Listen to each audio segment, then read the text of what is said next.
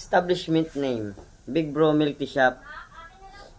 Our introduction. The introduction sets the stage by describing Big Bro Milk Tea Shop and its location. It highlights the shop diverse offering and growing customer base.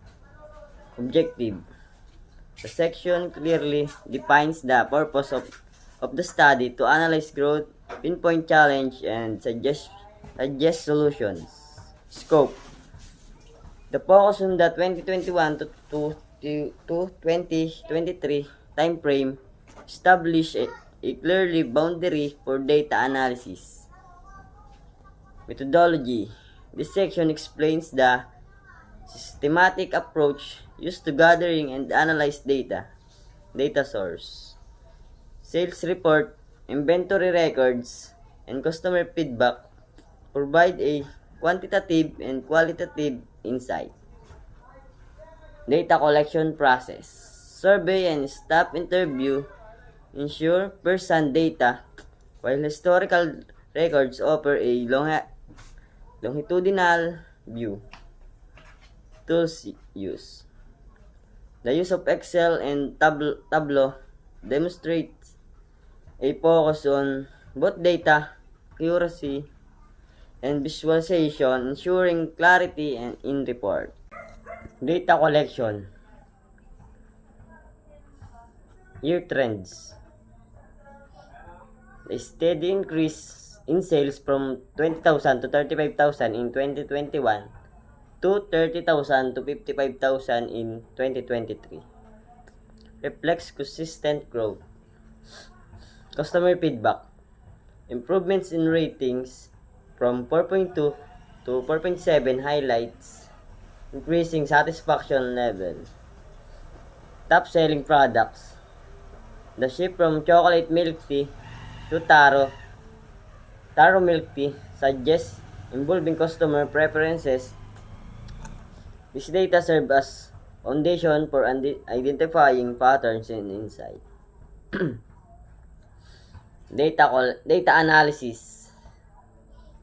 Statistic. An average monthly sales figure to 51,000 and a customer ratings trend rising from 4.2 to 4.6 indicate positive growth trend. Seasonal peaks during summer and a growing preference for fruit flavored milk teas present opportunities for target marketing. And menu updates. Insights. Promotional campaigns. During high demand period in introducing innovative flavors could further enhance growth. Problem identification. Inventory wastage. Highest level 2021 and 2022 indicates inefficiencies in demand forecasting, staff turnover, frequent resignation, disrupt service quality, pointing to gaps in employee engagement and retention strategies. Insights and recommendation. 1. Inventory management. Introducing a system to forecast demand and track raw materials usage can minimize wastage. Staff retention. Implementing rewards program and training initiatives can improve employee satisfaction and reduce turnover. Menu expansion. Adding more fruit-based milk teas aligns with emerging customer preferences. Data visualization. Sales trends graph. Align graphs illustrates instead growth and seasonal fluctuations. Customer rating charts. A bar chart highlights consistent improving satisfaction. Conclusion.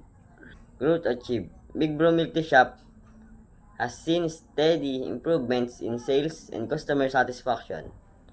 Challenge remaining. Issues like inventory wastage and staff turnover must be addressed to optimize performance. Call to action. By adapting the proposed strategy, the shop can ensure sustained growth and profitability.